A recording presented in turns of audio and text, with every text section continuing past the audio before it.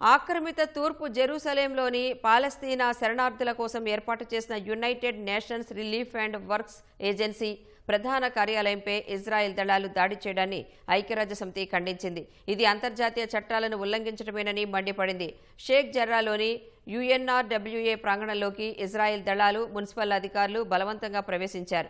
అన్ని కమ్యూనికేషన్లను నిలిపివేసి furniture, IT పరికరాలతో సహా ఇతర వస్తువులన్నింటినీ స్వాధీనం చేసుకున్నారు.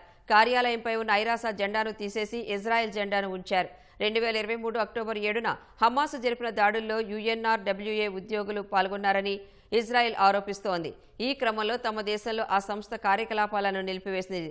టెల్ అవీవ్ ఆరోపణలను UNRWA ఇదివరకే ఖండించింది. అంతర్జాతీయ న్యాయస్థానం కూడా ఈ ఆరోపణలు నిరాధారమైనవిగా పేర్కొంది. ఆస్తి పన్ను చెల్లించనందునే ఐరాస సంస్థ కార్యాలయంపై దాడి చేసినట్లు ఇజ్రాయెల్ చెబుతోంది. UNRWA గాజా, వెస్ట్ బ్యాంక్లో పనిచేస్తున్న అతిపెద్ద మానవతా సహాయ సంస్థ. ఇజ్రాయెల్ దాడుల్లో నిరాశ్రయులైన పాలస్తీనియన్లకు ఆశ్రయం కల్పించడం, పాఠశాల విద్య అందించడంతో పాటు వైద్య సేవలు అందిస్తుంది.